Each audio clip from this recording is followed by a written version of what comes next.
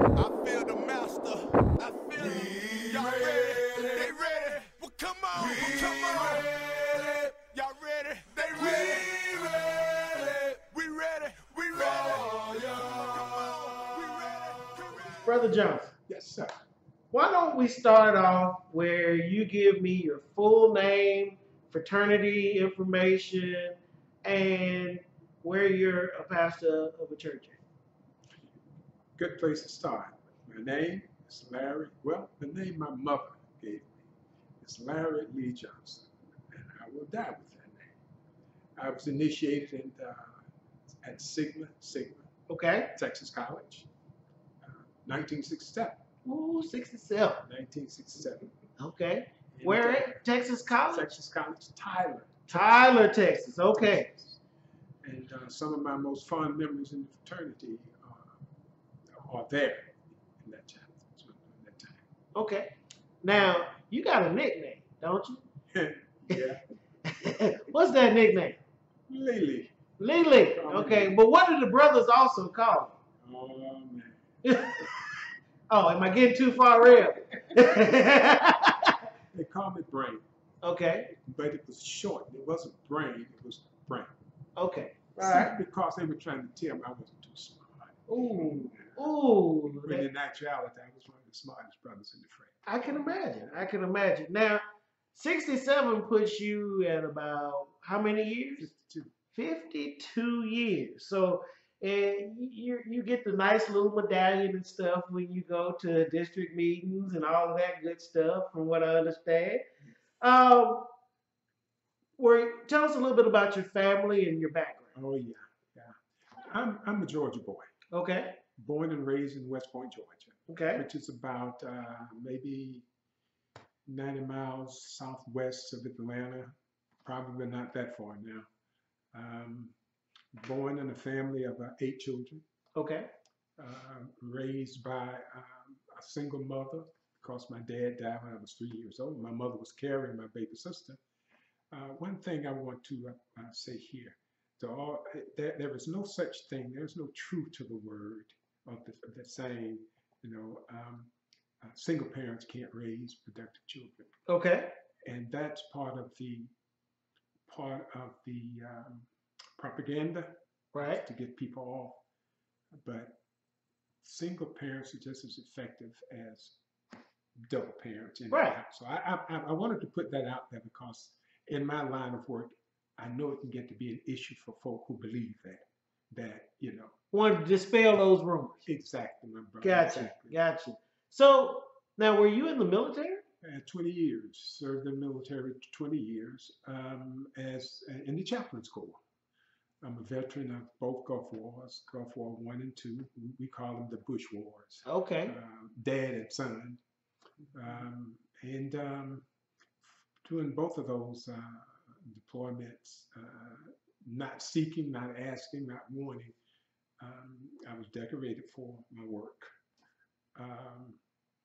Those are some good years, my brother. Those are good years of ministry to young soldiers and their families in uniform. The hardest part of that ministry was doing deployment briefings and doing the reintegration briefings, because some of the kids we sent downrange didn't come back. Right. And that was hard. It was hard. You got this briefing, you got family, you got the soldiers, and everybody's going downrange.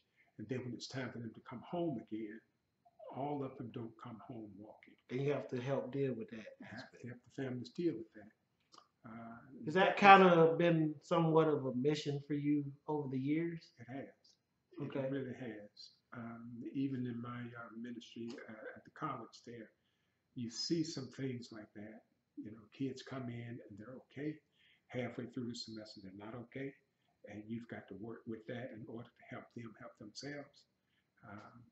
But the military is a tradition in my family.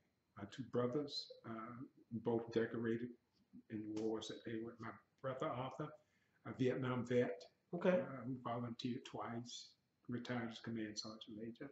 My oldest brother, Van, a decorated Korean War veteran. So it kind of runs in the family. It's an expectation. Except my son said, no, Dad. No, Dad. Let's do it. Now, were you the first Greek in your family? I was. Okay. I was. Do you have any others? Yes, my older brother. Oh, what did he decide? We shall not decide. Okay, that's true to form for a brother. We shall not speak here. No. Okay. Let's just put it this way. He went wrong. Okay, I got you. And there was no way I could get him back. But what they right. say, enough said. Enough said. Okay. Enough said. Tell me a little bit about your immediate family. My immediate family. Yes. Well, my wife Norma and I met when we were in college. I was transferred from Albany State out to Texas College, and my sister was her roommate. Can you imagine? And somebody started putting out rumors. That, you know, I would make a good boyfriend for her. No one told me though. You know, Okay. Rumors. Fate being what it is, we started dating. And we've been dating now for about 53 years. We just celebrated our 50th wedding anniversary today. But we've been kind of hanging in there with each other for about 53 years. I like the way you put that y'all have been dating for about 53 years. Oh, yeah. I never stopped dating this lady. I don't blame you. Well, and that's an inspiration to a lot of other brothers. So tell me a little bit about what makes Brother Johnson motivated to get up in the morning. What gets you going in the morning? There's several things, my brother. Okay.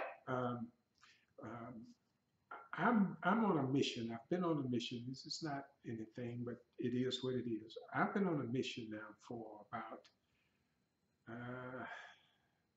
72 years. If you throw some other stuff in there, 72 years. I'm a kid of the 60s. I can't say we all. In my situation, I knew exactly what I wanted to do because I saw the need. Right. And somebody told me that I had the capability to fulfill that need. So I decided that's what I was going to do. I started out going to Atlanta University School of Social Work. That was my plan. Somehow I got sidetracked, although I know how I got sidetracked because he had a different plan for me. Okay. And I was in the center, I was in Atlanta University Center, but I was at Phillips School of Theology, ITC. And my mission was to find an HBCU where I could work and spend my time dealing with our students.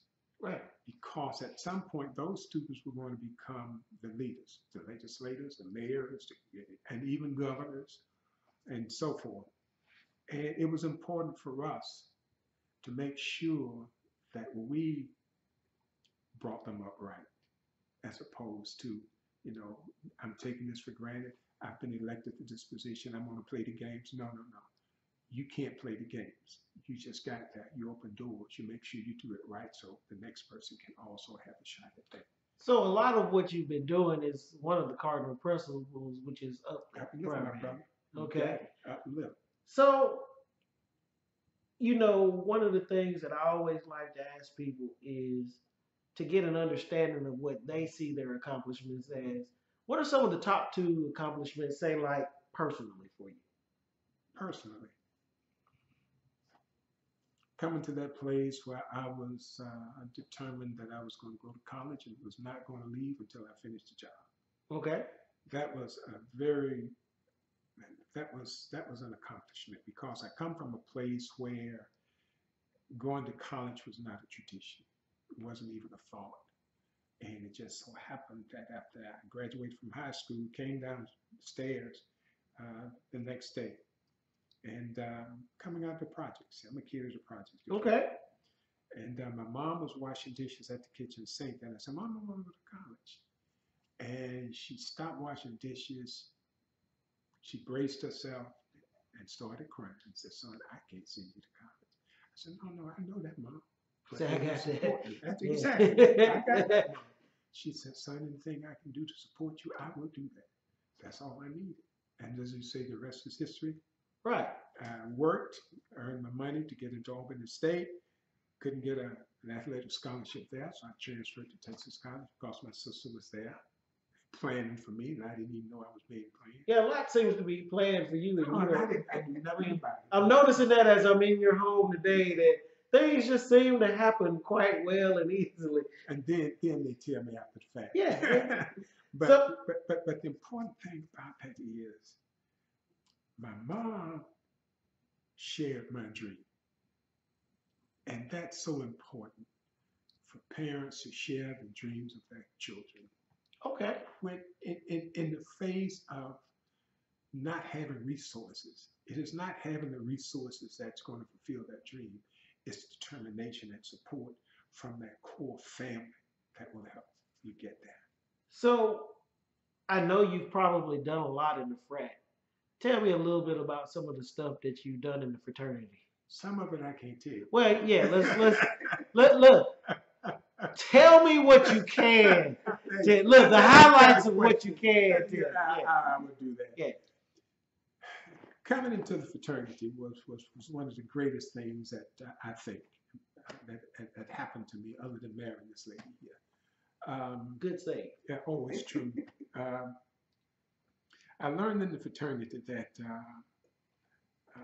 there were mentors who helped me find myself, find my niche, and gave me the courage to contribute. My first job in the fraternity was to become Dean of Pledges for my undergrad chapter. And that was again? Sigma Sigma, Okay. Texas College. Gotcha. And in those days, it was a battle between making the transition and allowing the brothers who came through the fraternity and what I like to call those dark old days, Yeah. who figured this was the way. And I was kind of between them and the new direction of fraternity. And I managed to go through that process for 2 years. And the brothers told me after the fact that I'd been one of the better Dean of Pledges to come through that. Why? Because the young brothers were immersed in the history, legacy, and reputation of the fraternity. There wasn't a lot of, how many marbles you can roll down this wall and blah, blah, blah. But it was more like, this is why the fraternity is a fraternity. It was a teaching opportunity. It was a teaching opportunity, my brother. And it was a teaching opportunity from the standpoint of the legacy, what we had inherited from those brothers who were not only fraternity men, but they were contributors and change agents for the society and our communities. You read about them in history books. You know, anybody who's in, this is nothing new. Anybody who's ever had any kind of blood transfusion you got to start with Brother Drew. Right. I mean, all over the world. That's the kind of stuff I'm talking about. My mentor was Benjamin Elijah Mays. Really? That's where I got my inspiration from. How did the two of y'all end up hooking up? I learned about him through my readings. And I said, wow, this is an awesome brother. Not for himself, but what he was doing to prepare the way for others, young brothers like me. Right.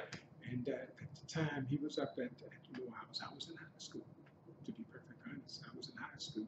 But I was beginning to hear echoes of what this man is doing. So who is this guy? You know, then I began to become interested in this work. Got to college, even more. I first met him face to face when I was a candidate for Danford Foundation Scholarship to attend divinity school. Okay. And it was a regional interview where I had to go to, finalists, all that kind of stuff. And I met the brother. I was awestruck. So awestruck that I stuttered through the entire thing. Didn't get the scholarship, but I got a chance to meet Benjamin Mays. And I said, wow, all the stuff that I've been reading is true. He was larger than life. Quiet, assured, intelligent, but unassuming. I said, wow, this guy. But that was my primary inspiration. After leaving the divinity school, coming to Guru College, didn't want to be here. Don't put that in there. Didn't want to be here. I wanted to stay in Atlanta. That's in there now. look, it's in there. That's good stuff, but it's in there now. Yeah, It's totally changed yeah. now. But came here, I planned on staying 1 year. And that 1 year ended up being 4 or 6 years. But during those early years, I was advisor to Grew Up's the undergraduate chapter at the college.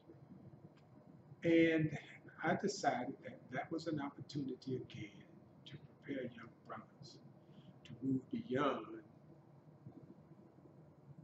the everyday friend stuff, you know, the greetings, all the other stuff, and to really find, is this really why you went to the fraternity? Is this really why you want to be here? So we pulled some folk together, just started having sessions, meetings in the evening, talking about nothing but Omega. These were not pledges, these were brothers who had entered the fraternity. We just sat around talking about the fraternity, talking about their role as Omega men. What do you expect to do other than wear the colors? And we have to talk about that. And some of those brothers now are doing great things out in the world. And they prepared the next group of young men to come in behind them. And I think those were the days when I would pop up sometime at 2 or 3 o'clock in the morning and ask them, why are you out here? Yeah, you would be that brother, huh? I was that brother. I understand. So tell me a little bit about your profession and how all of this kind of has tied together, because I'm hearing a little bit about the school. I know that you're an accomplished minister, and then you've got a lot happening, but it all seems to be around people at this point. Yeah. Kind of help tie some of that together for me. Just to show you how crazy this thing has been for me in terms of this journey. It's not over yet. He's not finished with me yet. Not only did I serve as college chaplain at the college, and that gave me direct access to students at every level of their life, faculty and staff as well. But later on, I was appointed vice president for student affairs, and I did students. And that gave me an opportunity to do even more in terms of preparing not only the students now, but to help create a kind of responsibility on campus that, hey, we are here to prepare for something. We don't know what yet, but we need to take this time to do what we need to do. This chance won't come again. Are you going to throw it away, or are you going to take it seriously? Right. So we kind of put things out there, programs, activities, and services to press that kind of development in our students and fraternity members for sure. And that has been my mission. I'm a people person, and my responsibility is to help the African American community primarily, but the extended community, by example, because the products that we turn out go out to the world and do things to help everybody. But you got to have a starting place. And if that starting place is not prepared properly, when they go out, they end up being a statistic. And we don't want those kinds of statistics no more than we have. Right. Let me give you an example. Okay. Had a young brother on campus who happened not to be a member of our fraternity. He was not even a member of the fraternity that he later on pledged. Couldn't talk about it that either. But he became a state legislator, along with some others. Okay. But they went down and they made some noise in the Mississippi legislature. Quietly, they have made some changes that have meant changing some lives in the Mississippi Delta for sure, but state totally. Well, all of that thinking and all of that responsibility and all of that, you don't have the right to do anything other than this. I started thinking about that stuff, and wow, I do. Well, nobody ever told me that before. I'm here to play. You're not here to play. You're here to prepare. And that has been much of what has stimulated me all through thus far in my journey, from as far back as I can remember, even when I was in high school. So the journey continues. My wife has also helped to ground me in that. See, can't do this without help. Oh no, I know that. Yeah, getting phone calls 2 or 3 o'clock in the morning. You know, Chaplain, we need you to come to the campus because, well, I'm on campus. Well, we need you to come up to the office. Okay. And there you've got some things going on. You got a kid who's there. I just got word that his dad was, in a car accident, and he's gone. He's dead. And how are you going to help this kid pull himself together enough to get home in good shape and to be in some kind of helpful mode in addition to his grief? Well, that's just one example. There were hundreds of episodes like that. Different, not the same, but everyone different, and a crisis within itself with those students. One of the questions, now that I've talked to you a little bit, one of the questions that comes to my mind is, you know, you're in a position where you deal with young folks all the time. Yeah. Okay. And you've obviously touched a bunch of people over the years.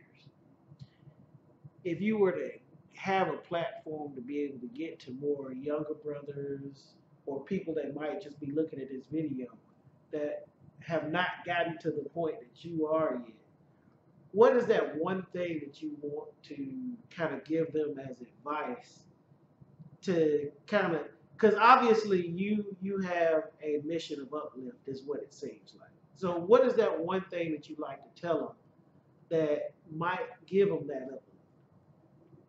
Always see yourself as part of the formula for change. Okay. Never see yourself as someone who's just going along to get along. Live your creed. Live that creed. Sometimes you may have to do it in the absence of support from other people, but you're not called to live your creed with other people or in good circumstances, but in spite of those. One of the things that inspired me about the fraternity is the whole notion of we are obligated to make changes in our communities, and those changes have to be for the good. We cannot excuse ourselves from that. So never see yourself as a man of Omega. Notice I said as a man of Omega, not a dog. Right. As a man of Omega. You bring to that process, you bring to that entree into the communities a history. You are not going into that community creating history. You are riding in that community on the reputation and legacy of great brothers who paved the way for the rest of us. I was inspired by Benjamin Mays, but there are hundreds, if not thousands, of brothers who fit that mold. It's because of them that we're able to do the things that we're doing. But somewhere, I believe, we lost focus in terms of emphasizing that, not as a fraternity, not as the leadership of the fraternity, but when you get down in the weeds, where the gold boots are and where all the other good frat stuff is, The parties and all that stuff. we have substituted that for the substance of the fraternity, and that's not the substance. Those are the trappings. What makes Omega Omega is what we do to serve others. And the only way we can serve others is to prepare ourselves for that mission. Scholarship. And perseverance. Without those things, we cannot prepare ourselves to be those agents out in our communities, living our creed and preparing the next generation to stand in the gap. And if we don't prepare the next generation, or if we find excuses for not doing that, what do we read? Well, all we have to do is pick up the newspaper or turn on the TV. We're losing them day by day by day. We cannot afford to do that. So, brothers, particularly my brothers in fraternity, I know they're doing great things. It's just not enough of us. And I think young brothers at the undergrad level, I really challenge them to dare to live that creed and see what kind of changes will take place around them. So as I close, and one of the biggest questions that people always ask each other when you really sit down and talk to another brother,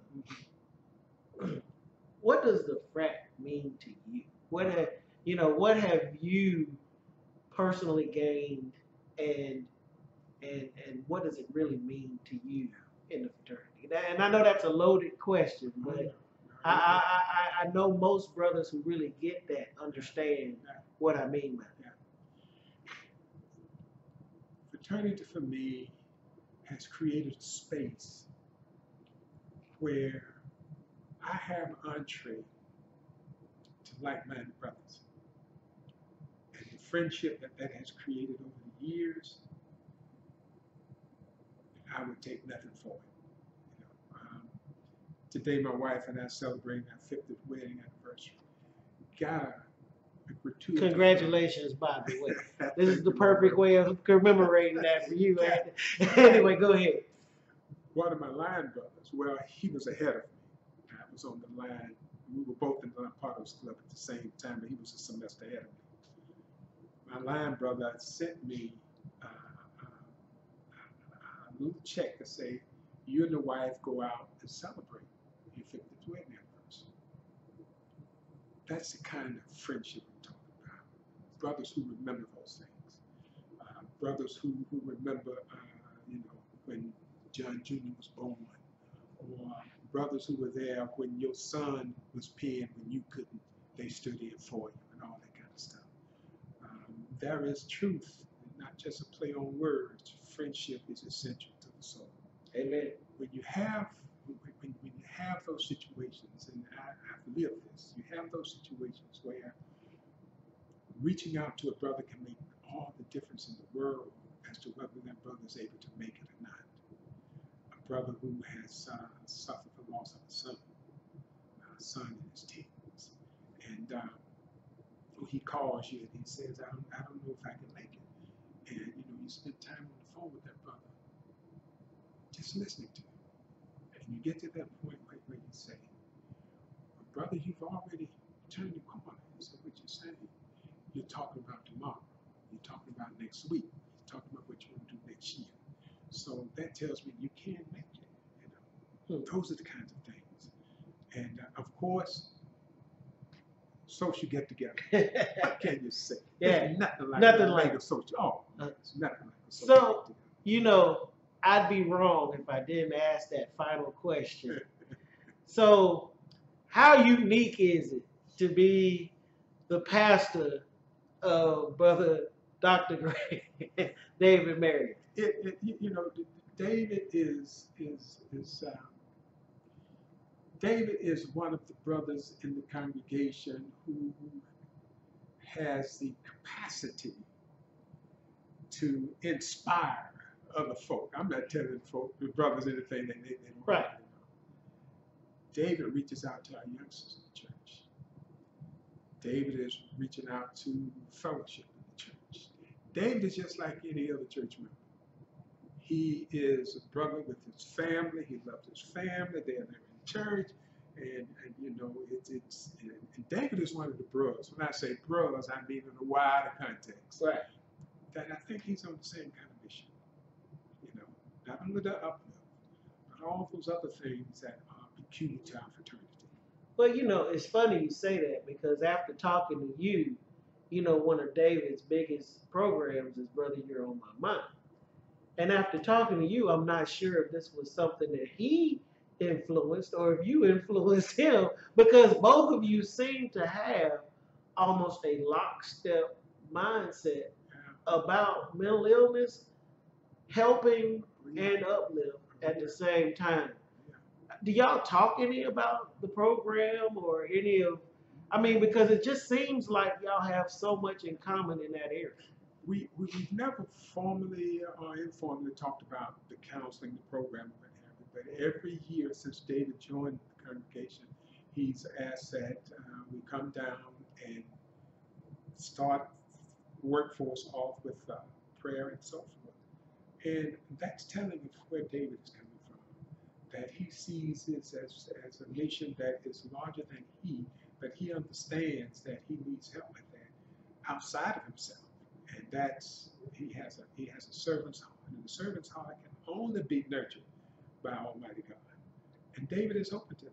So that's why I say David is just like any other Anybody else? brothers who has a mission. He's on a mission, and he understands that the Spirit of God is what keeps him in that flow. And if we all understood that we all called to a particular path, and if we yield to that, gosh, man, what we could accomplish, what we could accomplish. Here's a kid out of the projects, no tradition of higher education, no tradition of wealth, only the love, support, and inspiration of a mother, a single mom, and a community. And I must say, let me qualify this. The projects that I grew up in are not like the projects today. Yeah, Projects I grew up in, people had flower gardens. yeah. It was different. It Yeah. was different, my brother. Totally. It was a community. Yeah. Community. But David is like that. And of course, my area as well is over in pastoral psychology and counseling. And you know, that's where it all begins. You So as we close, I have to say that this has been, to me, a little bit of an inspiration of Uplift. know. Because I did not know you coming into this, and we've kind of gotten to know each other, and we both have David in common in Yeah, that situation. yeah. Is there anything you want to say just in general as we close out that you just want to let not only just the brothers, but whoever might be watching this video know, maybe not so much of just about yourself, but about what your mission is overall? Well, yes, there is. If you want to see change, I mean genuine change, it's something that you're going to have to do by investing yourself in that. Sometimes that's hard, that's difficult. It's challenging, it's dangerous, but you've got to do that from the standpoint of saying, well, I'll go if I have to go by myself because it's the right thing to do. And sometimes you have to say that in the midst of fellowship, in the midst of brotherhood, because we may all wear the same colors, but we don't all see that history and that call and responsibility for turning on us The same way. Yeah. And You said a lot just then. hey, you know, there's part of our reveal anything, but there's all that tradition about brothers living that creed, and what will happen to us if we forsake Omega. And I think the brothers understand what I'm coming from. They do. And I would encourage them to ask themselves that question. Am I forsaking Omega by the way I'm conducting myself as an Omega man? Am I violating, forgetting those cardinal principles that I took an oath to uphold and to emulate? And if you don't ask yourself those questions as you walk through life, then you have forsaken Omega. Brother Johnson, there is one thing that I forgot. The name of your church. Union United Church of Christ. It's located on the Tougaloo College campus. And I tell you, it's a blend of students, faculty, staff, community people, and right now they're on break, so it'd be slim pickings. Slim pickings. Brother Johnson, it has been a pleasure to be able to sit down with you. I enjoyed listening to what you have to say. Like I said, I'm inspired on Uplift itself, and I can see now why it was important to sit down and do your interview. And I just wanted to thank you for taking some time out. And hopefully what you've had to say will get to a lot of other people like it has to me. Friendship is essential to the soul, my brother. Great. I feel the master. I feel him. Y'all ready? They ready? Well, come on. Come on.